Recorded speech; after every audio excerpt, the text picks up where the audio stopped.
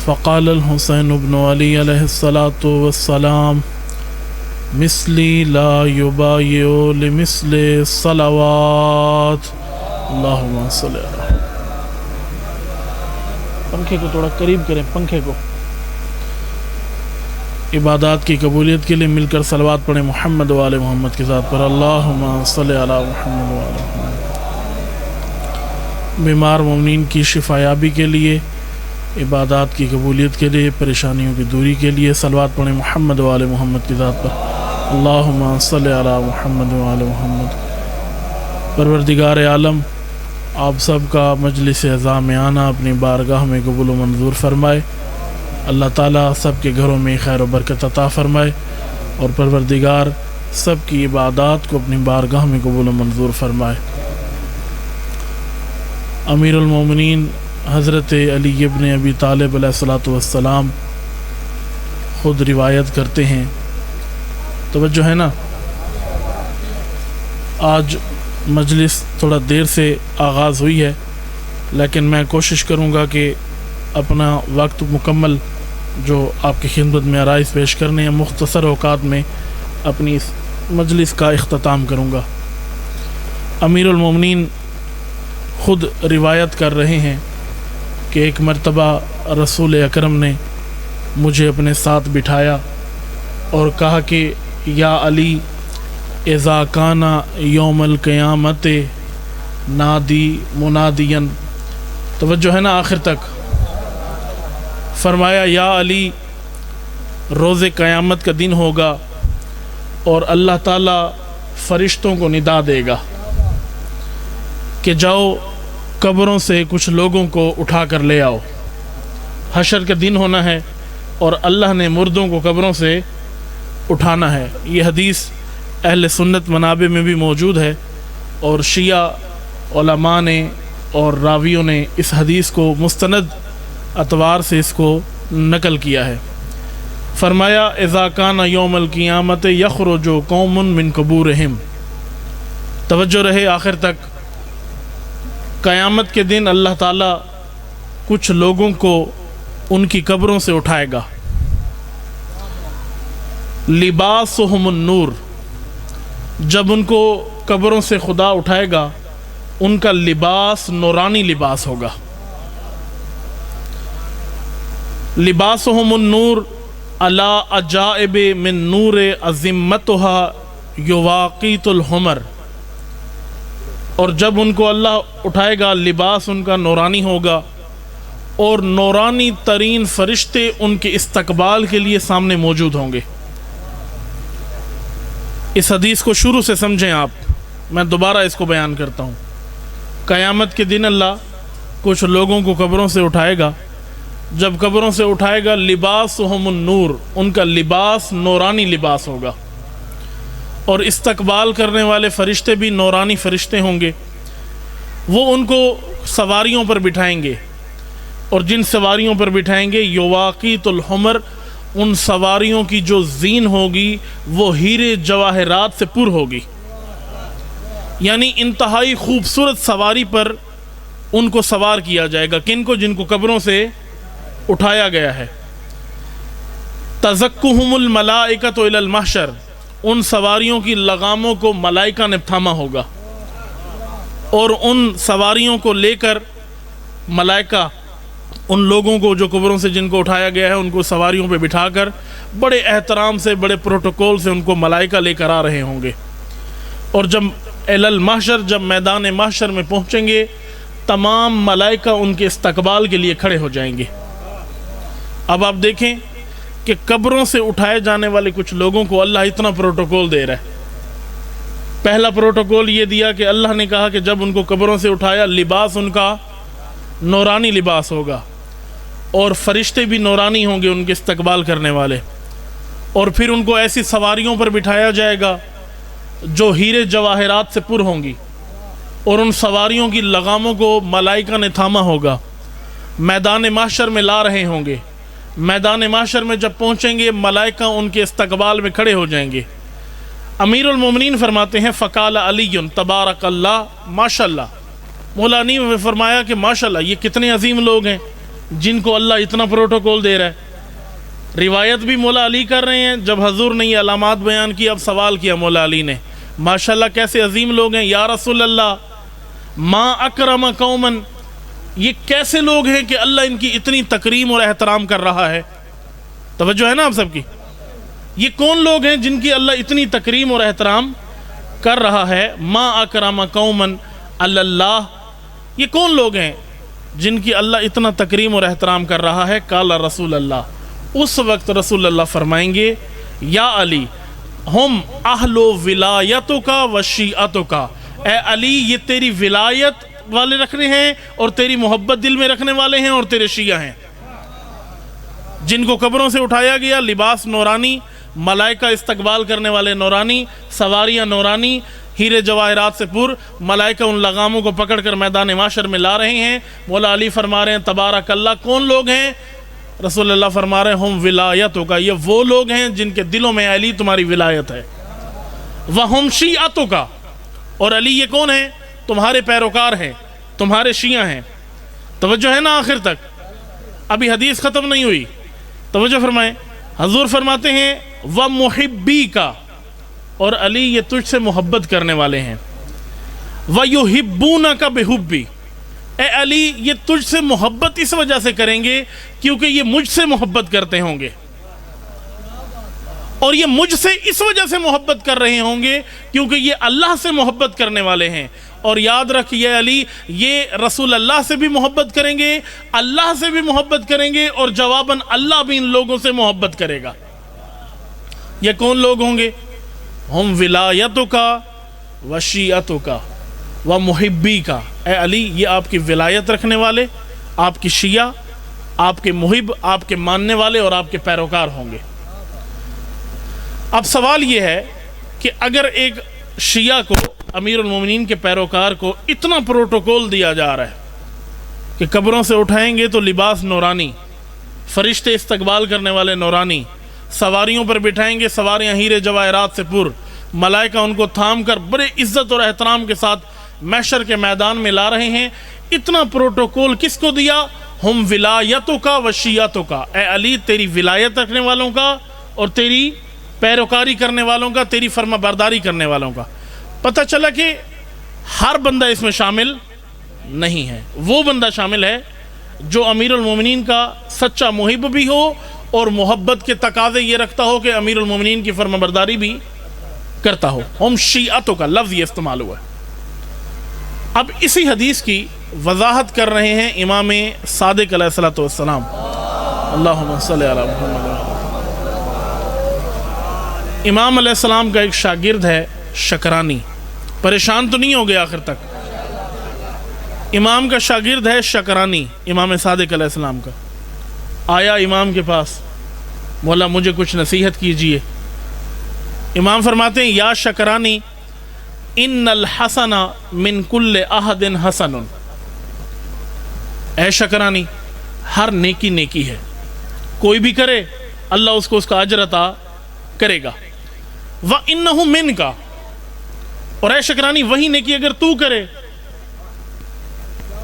اے شکرانی ہر نیکی نیکی ہے. ان الحسن من کل احد حسن وَإِنَّهُ مِنْكَ احسن, اے شکرانی ہر نیکی نیکی ہے, کوئی اور کرے اس نیکی کا جتنا اجر بنتا ہے اللہ اس کو دے گا, لیکن اے شکرانی وہی نیکی تو کرے تو وہ صرف نیکی نہیں بہت بڑی نیکی بن جاتی ہے. کوئی اور مثلا مثال کے طور پر اے شکرانی اگر کوئی اور شخص ہے وہ اللہ کی راہ میں 100 روپیہ دیتا ہے, فرض کیا, تو وہ نیکی اللہ اس کو اس کا اجر دے گا. لیکن اے شکرانی اگر تو 100 روپیہ دے گا تو تو نے بہت بڑی, اس سے بڑی تو نے نیکی کی ہے. سوال تو اٹھتا ہے کوئی اور کرے تو اس کو اللہ وہیں اجر دے گا, ہم کریں تو ہمیں زیادہ اجر دے گا. کیوں؟ امام نے فرمایا لے مکانک منا, اے شکرانی اس لیے تیری نیکی بڑی نیکی بن جائے گی کیونکہ تیری نسبت ہم اہل بیت کے ساتھ ہے, تیرا نام ہمارے ساتھ جڑا ہوا ہے. اور پھر فرمایا اگلا نقطہ جو اس سے بھی اہم ہے, ان القبح من کل احد قبح وانہ منک اقبح, اے شکرانی جہاں ہر نیکی نیکی ہے, کوئی کرے تو اللہ اس کو اجر دے گا, وہاں ہر برائی بھی برائی ہے, کوئی اور کرے تو برا کام ہے. لیکن اے شکرانی اگر وہ برا کام تو کرے وَإِنَّهُمْ مِنْكَ أَقْبَحٌ، اب صرف برائی نہیں ہے، بہت بڑی برائی بن گئی ہے۔ کیوں؟ لِمَكَانِكَ مِنَّا، اس لیے اے شکرانی تیری نسبت ہم اہل بیت کے ساتھ ہے۔ پتہ یہ چلا کہ نیکی کرنے والا اگر اہل بیت کا ماننے والا ہے تو صرف نیکی نہیں، بہت بڑی نیکی، اور وہیں اہل بیت کا ماننے والا کوئی چھوٹا سا بھی برا کام کرے تو وہ چھوٹا برا کام نہیں، بڑا برا کام ہے۔ کیوں؟ لِمَكَانِكَ مِنَّا، اے شکرانی تیری نسبت ہم اہل بیت کے ساتھ ہے۔ صلوات پڑھیں محمد و آل محمد کی ذات پر، اللہم صلی علی محمد۔ تیری نسبت ہم اہل بیت کے ساتھ ہے۔ اب پہلی حدیث میں جو میں نے ذکر کیا، رسول اللہ فرماتے ہیں ہم ولایتوں کا و شیعتوں کا، اے علی تیری ولایت رکھنے والے اور تیرے شیعہ، تیرے پیروکار وہ کامیاب ہیں، ہم الفائزون۔ کئی اور احادیث میں یہ مضمون ذکر کیا گیا، یا علی انتا و شیعتوں کا ہم الفائزون، اے علی آپ اور آپ کی شیعہ کامیاب ہیں۔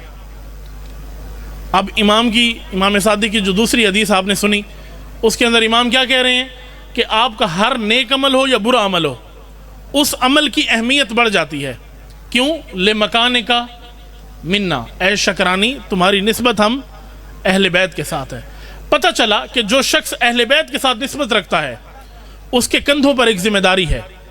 توجہ ہے نا آپ سب کی؟ پریشان ہو گئے ہیں، صلوات پڑھیں محمد و آل محمد کی ذات پر۔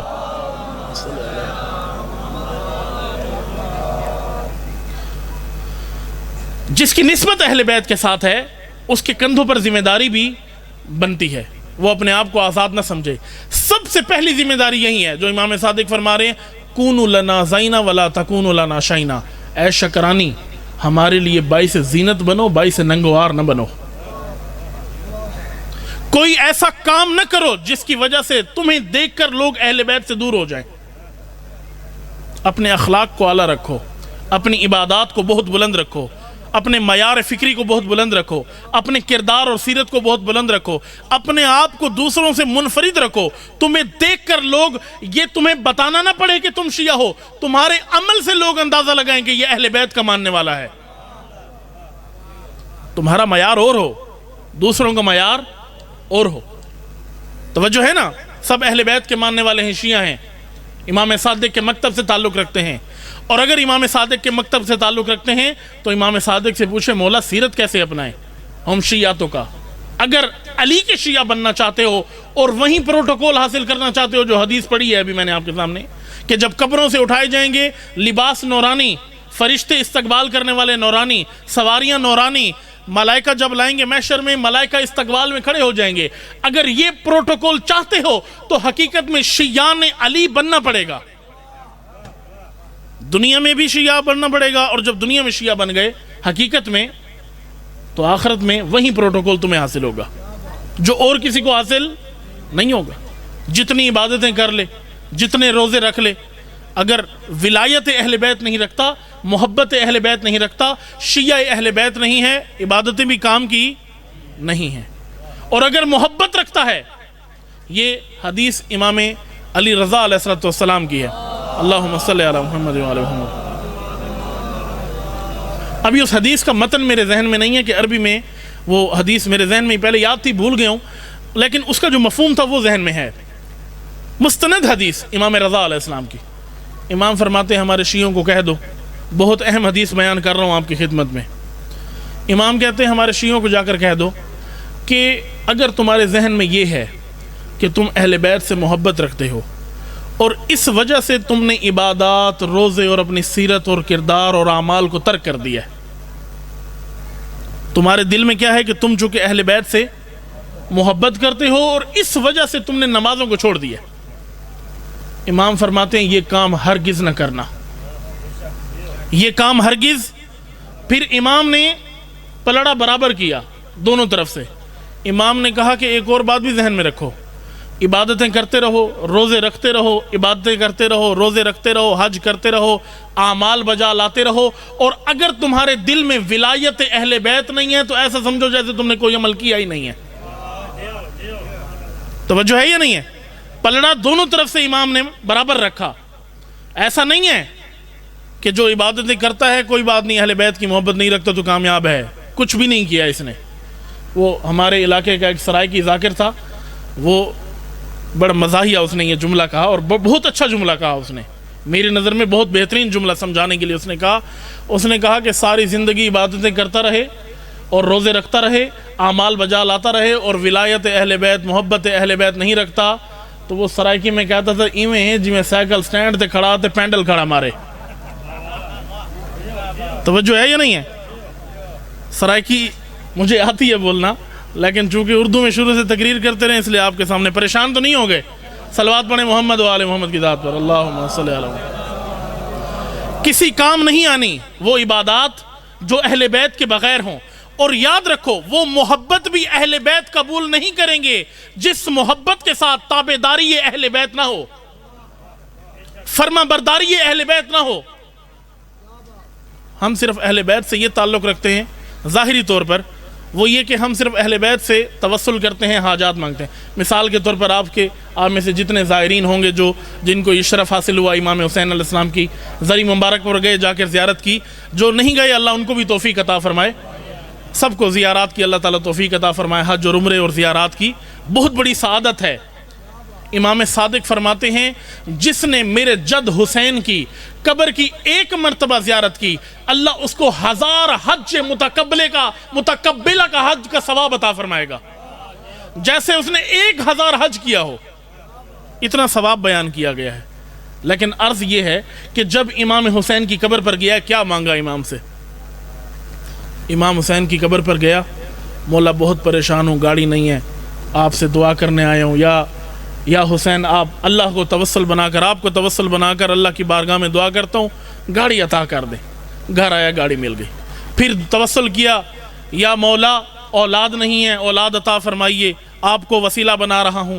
یا مولا رزق میں کمی ہے، آپ اللہ سے دعا کیجئے ہمارے لیے۔ یا مولا یہ پریشانی ہے، وہ پریشانی ہے، فلاں پریشانی ہے، جائیداد نہیں ہے، زمینیں نہیں ہیں، دولت نہیں ہے، بنگلے نہیں ہیں، گاڑیاں ہیں، یہ سب کچھ نہیں ہے، آپ کو وسیلہ بنا رہے ہیں، سب کچھ عطا کیجئے۔ اور حسین اتنا کریم ہے کہ آپ جب دعا کرتے ہو حسین آپ کا ہاتھ خالی نہیں چھوڑتا، عطا بھی کرتا ہے حسین۔ لیکن کبھی امام حسین کے در پر جا کر اپنی حاجات تو پیش کر رہے ہو، مولا حسین سے پوچھے مولا آپ کی بارگاہ میں آیا ہوں، آپ کو مجھ سے کچھ چاہیے؟ مجھ سے آپ کو کچھ چاہیے؟ امام کو آپ سے کیا جائیداد چاہیے؟ امام کو آپ سے پیسے چاہیے؟ جس کے قبضے میں کائنات کی جائیداد ہو اس کو آپ کی جائیداد کی ضرورت نہیں ہے۔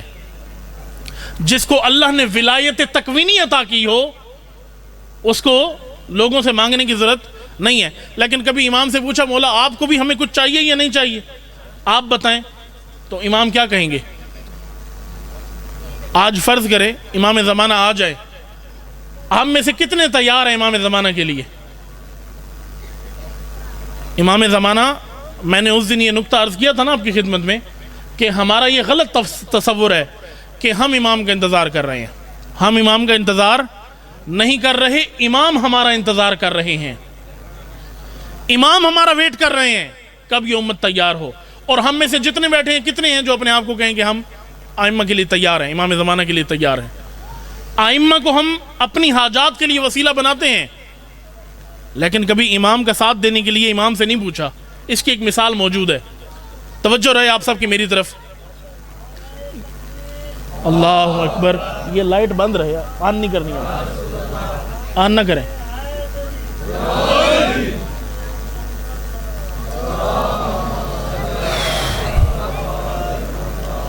پنکھے چلا دیں، لائٹ بند کر دیں۔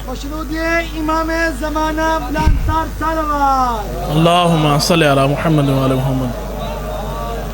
لائٹ بند ہوگی تو پیچھے تک سارے ابھی مجھے نظر آ رہے تھے، پھر کوئی نظر نہیں آ رہا۔ اب اس طرح توجہ صحیح رہتی ہے، اگر ہو سکتے تو لائٹ، اچھا بس ٹھیک ہے، بآواز بلندتر صلوات پڑھیں، اللہم صلی علی محمد و آل محمد۔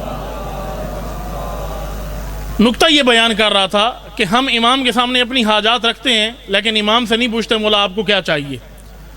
امام حسین علیہ السلام مدینہ سے نکلے ہیں، توجہ رہے آخر تک، باتیں نہ کرے، جو نوجوان بچے بیٹھے ہیں ان کے لیے پیغام دے رہا ہوں، اعجاز امامت دکھا رہا ہوں کہ امام کتنا طاقت رکھتا ہے۔ مدینہ سے امام نکلے ہیں، اور مدینہ شہر سے بھی باہر نکلے ہیں کہ دیکھا کہ ایک شخص ہے جو اپنے کھیتوں میں کام کر رہا ہے، اور یہ اتفاقاً اہل بیت کا ماننے والا تھا۔ امام مدینہ سے کیوں نکلے؟ کربلا کی جانب، کوفہ کی جانب جانے کے لیے، قیام کے لیے۔ راستے میں دیکھا امام نے کہ یہ کام کر رہا ہے اپنے کھیتوں میں، امام نے اس کو ڈسٹرب نہیں کیا، امام اپنے قافلے کے ساتھ رواں دواں تھے۔ اس نے دیکھ لیا امام کو کہ امام قافلے کے ساتھ مدینہ سے نکل رہے ہیں، اس کو معلوم نہیں تھا کیا ہوا ہے اور امام کیوں جا رہے ہیں۔ یہ فوراً بھاگ کر آیا، اپنا کام کاج چھوڑ کر امام کے قریب آیا، آ کر سلام کیا، السلام علیکم یا ابن رسول اللہ، آپ پر میری جان فدا ہو اے فرزند رسول، کہاں جا رہے ہیں، کہاں تیاری ہے؟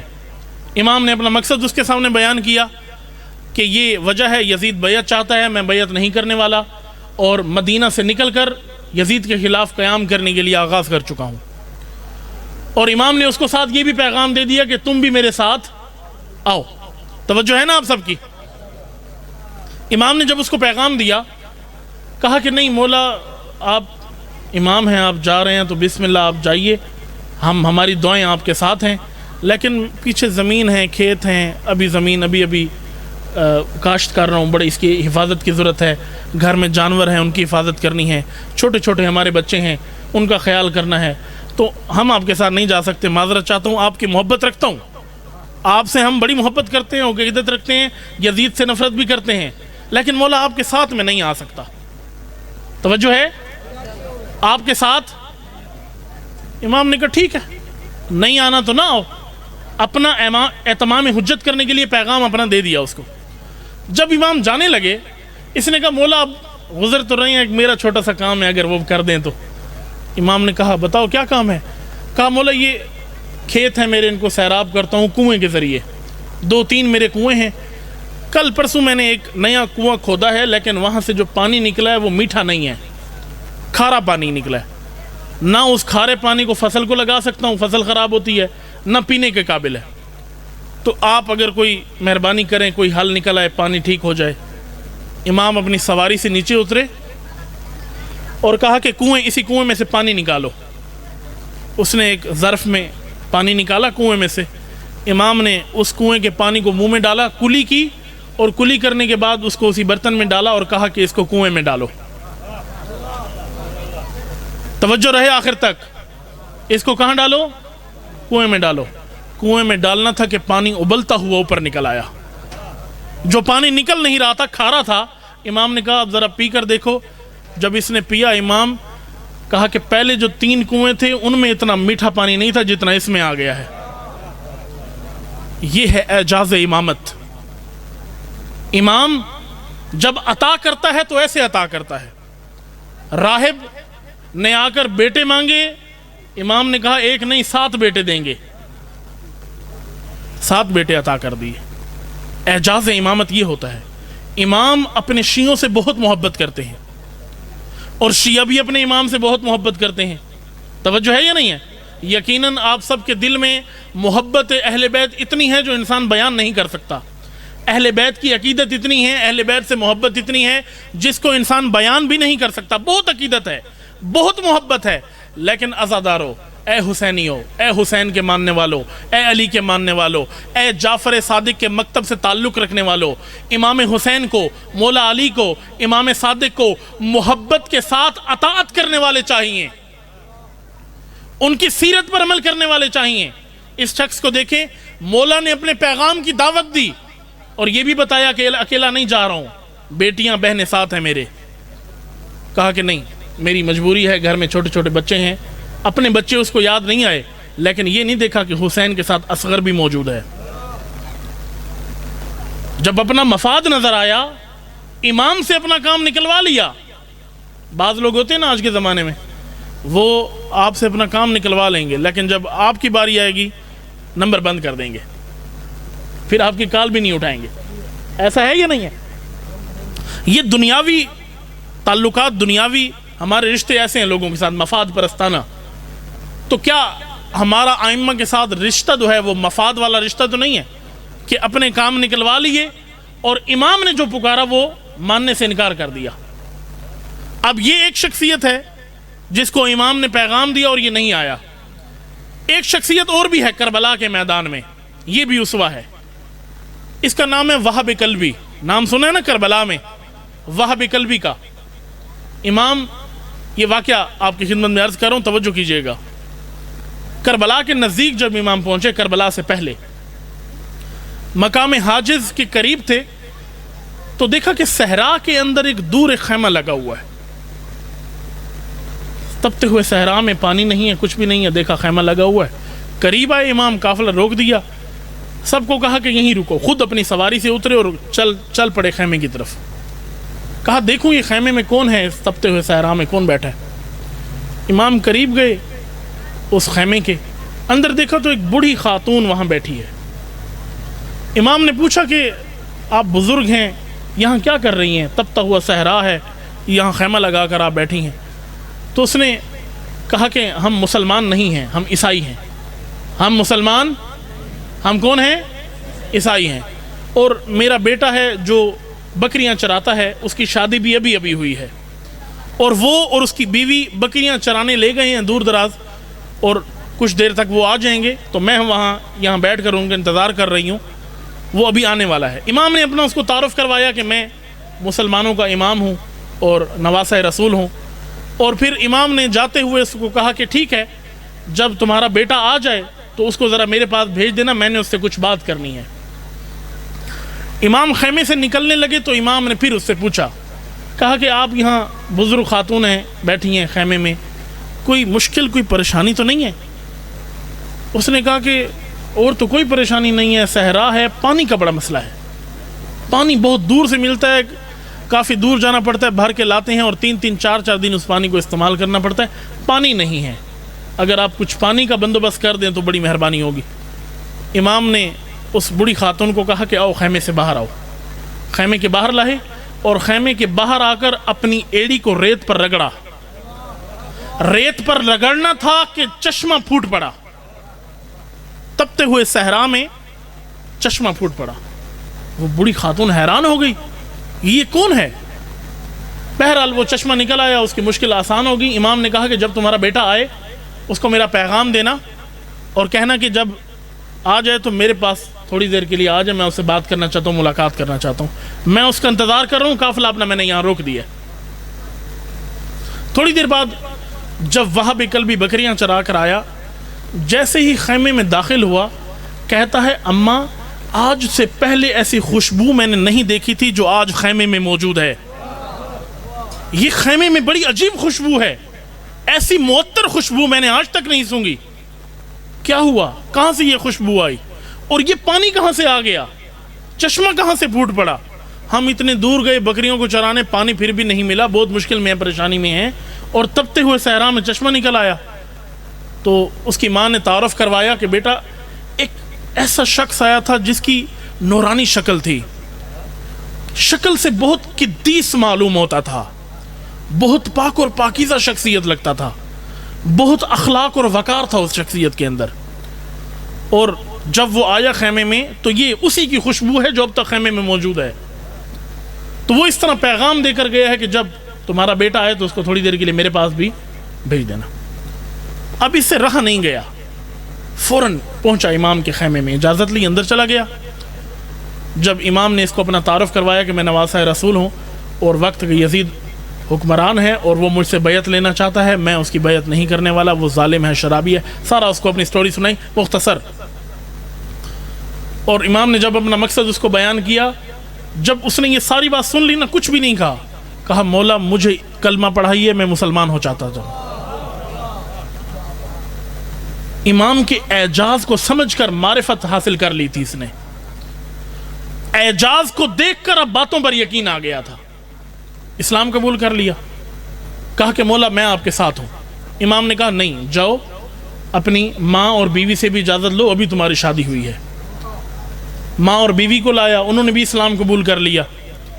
اب دیکھیں، توجہ کریں، حسین کتنا کریم ہے، دعوت دی، اسلام بھی قبول کروایا. اب مولا حسین اس کو کہہ رہے ہیں تیری شادی ہو گئی ہے، تیری ماں بھی ہے، تیرا ریوڑ بھی ہے، تو چاہے تو یہاں سے جا سکتا ہے، تیری جنت کا ضامن میں ہوں، تو جانا چاہتا ہے چلا جا، میں صرف تجھے پاک بنانا چاہتا تھا، تیرے دل کو دیکھنا چاہتا تھا، تیرا امتحان ہو گیا، تو جانا چاہتا ہے چلا جا، تیرا امتحان مکمل ہو گیا. اور امام نے اس کو کہا جاؤ ذرا اپنی ماں اور بیوی سے جا کر ذرا مشورہ کر لو.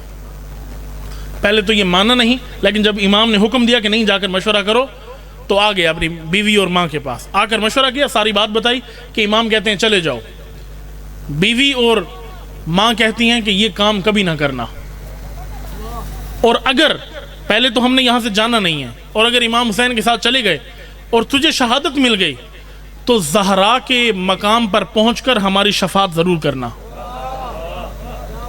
جب جناب سیدہ کی بارگاہ میں پہنچنا ہماری شفاعت ضرور کرنا۔ ایک یہ کردار ہے، ایک وہ کردار تھا جس کو امام نے خود دیکھا، امام نے اس کی ضرورت بھی پوری کر دی، چشمے کو میٹھا کر دیا، امام نے پیغام بھی دیا، نہیں آیا، کون تھا؟ ماننے والا تھا، محب تھا۔ ایک یہ ہے جو مسلمان ہی نہیں تھا، عیسائی تھا، جب معرفت ملی اسلام قبول کر کے حسین کا مطیع بن گیا۔ کیوں؟ کیونکہ اطاعت اور فرما برداری اور محبت کرنے میں بہت فرق ہے۔ محبت جہاں انسان کرتا ہے وہاں محبت کے تقاضوں کو پورا کرنا بہت ضروری ہے۔ یہ کربلا کے کردار ہیں، ان کرداروں کو سمجھنا اور ان کرداروں کے مطابق زندگی گزارنا بہت ضروری ہے، اور یہی مجلس حسین کا مقصد ہے۔ ختم کر دی اپنی گفتگو۔ شب عاشور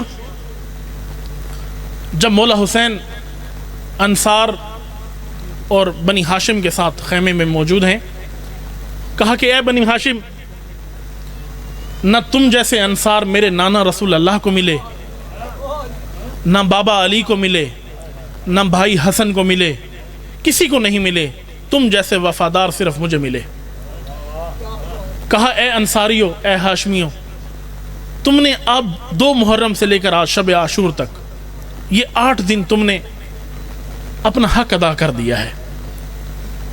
ان یزیدیوں کی دشمنی میرے ساتھ ہے، یہ میرے خون کے پیاسے ہیں، یہ میرا خون چاہتے ہیں، مجھے قتل کرنا چاہتے ہیں، تم سے ان کو کوئی دشمنی نہیں ہے، جانا چاہتے ہو تو چلے جاؤ۔ اور امام نے کہا کہ راستہ بھی میں بتاؤں گا کیسے جانا ہے، اور تمہاری جنت کا بھی ضامن میں ہوں گا۔ تم امتحان میں کامیاب ہو گئے ہو، جنت جانا ہے، اور تم نے جنت جانا ہے، تمہاری جنت جانا پکا ہو گیا، کنفرم ہو گیا، اور راستہ بھی میں تمہیں بتاؤں گا، پریشان نہیں ہونا۔ رات کا وقت ہے، امام نے چراغ بجھا دیے، چراغ بجھائے اور کہا کہ ایک ایک ہاشمی، ایک ایک انصار ایک دوسرے کا ہاتھ پکڑے اور خیمے سے چلا جائے۔ تھوڑی دیر بعد جب چراغ جلایا، کوئی بھی اپنی جگہ سے ہلا تک نہیں تھا، کوئی ہلا تک نہیں تھا۔ جب امام نے پوچھا کیوں نہیں گئے، ایک شخص کھڑا ہوا انصاریوں میں سے، مولا فرزند رسول، آپ ایک زندگی کی بات کرتے ہیں، اگر اللہ مجھے 1000 زندگیاں دے اور میرے ٹکڑے ہو جائیں اور وہ ٹکڑے ریت میں بکھر جائیں، مولا اللہ مجھے پھر زندگی دے گا، میں وہ زندگی بھی آپ پر فدا کرنے کے لیے تیار ہوں۔ یہ ایمان تھا۔ یہ گفتگو ہو رہی تھی کہ خیمے کے کونے سے ایک رونے کی آواز آئی، ایک بچے کی، 13 سالہ اس کی عمر ہے، رونے لگا۔ امام نے کہا کون ہے یہ جو رو رہا ہے؟ کھڑا ہوا وہ بچہ اور کہنے لگا مولا میں حسن کا یتیم ہوں، یہ سمجھ کر مجھے بھول گئے۔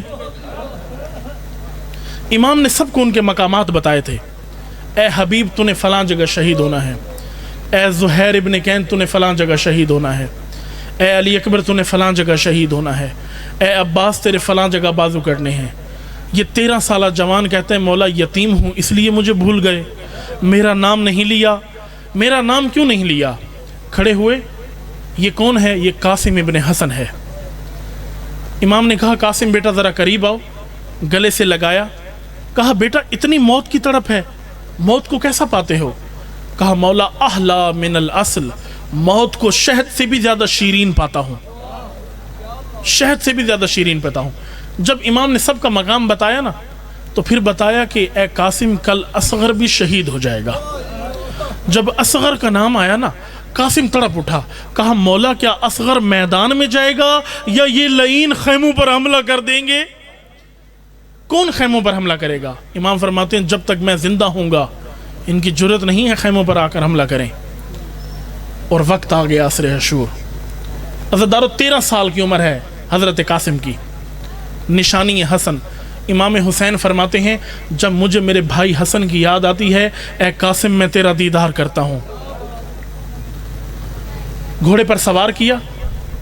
بڑا عجیب منظر تھا. حضرت عباس نے جب گھوڑے پر بٹھایا زیرہ پہنائی, کوئی زیرہ پوری نہیں آتی تھی, چھوٹے سے تھے حضرت قاسم اور زیرہ بہت بڑی تھی. سر پر جنگی خود پہناتے, جنگی خود پورا نہ آتا. پھر کیا اہتمام کیا, امام حسین آئے, سر پر ایک پگڑی باندھی, امامہ باندھا, امامہ باندھنے کے بعد خود رکھا, اب خود پورا آ گیا. جب تلوار ہی مائل کی, حضرت قاسم سے تلوار اٹھتی نہیں تھی. نیزہ دیا, نیزہ دے کر جانب میدان کیا, اور حضرت قاسم کی جنگ منفرد لکھی گئی ہے. ازرق شامی اس لائن کا نام ہے. اس کے 7 بیٹے کربلا میں موجود تھے یزید کے لشکر میں. جیسے حضرت قاسم میدان میں گئے, عمر سعد کہتا ہے ازرق جاؤ اس کے مقابلے میں جاؤ. ازرق کہتا ہے کہ یہ میری توہین ہے کہ میں اس بچے کے مقابلے میں جاؤں, میرے بچے جائیں گے اولاد, وہ اس کا مقابلہ کریں گے. حمید ابن مسلم کہتا ہے اس نے اپنے 7 بیٹے روانہ کیے, حضرت قاسم نے سب کو واصل جہنم کر دیا, سب کو واصل جہنم کر دیا. پھر حکم ہوا کہ ازرق اب خود جاؤ. ازرق خود قریب آیا اور اس نے جنگ شروع کی. یہ علی کا بیٹا تھا نا, حسن کا بیٹا تھا. اس نے حملہ کیا اور ازرق کے شامی کو بھی واصل جہنم کر دیا. جب واصل جہنم کیا, عمر سعد کہتا ہے یہ بنی ہاشم کا جوان ہے, ایسے نہیں زیر ہوگا. 5000 کا لشکر بھیجا, جا کر قاسم پر جا کر حملہ ہوا. ایک لعین نے سر پر گرز مارا, گرز کا لگنا تھا کہ قاسم زین سے زمین پر آئے. الیہ الیہ یا اماں, چچا آئیے مدد کے لیے. قاسم زین سے زمین پر آ گیا. امام حسین پہنچے. جیسے ہی امام حسین کو ان اشقیاء نے دیکھا نا, دوڑ پڑے, پیچھے دوڑ پڑے, اور جب توڑے تو حضرت قاسم کا لاشا پائمال ہو گیا. امام حسین کا آنا تھا کہ دائیں طرف کی پسلیاں بائیں طرف ہو چکی تھیں, بائیں طرف کی پسلیاں دائیں طرف ہو چکی تھیں.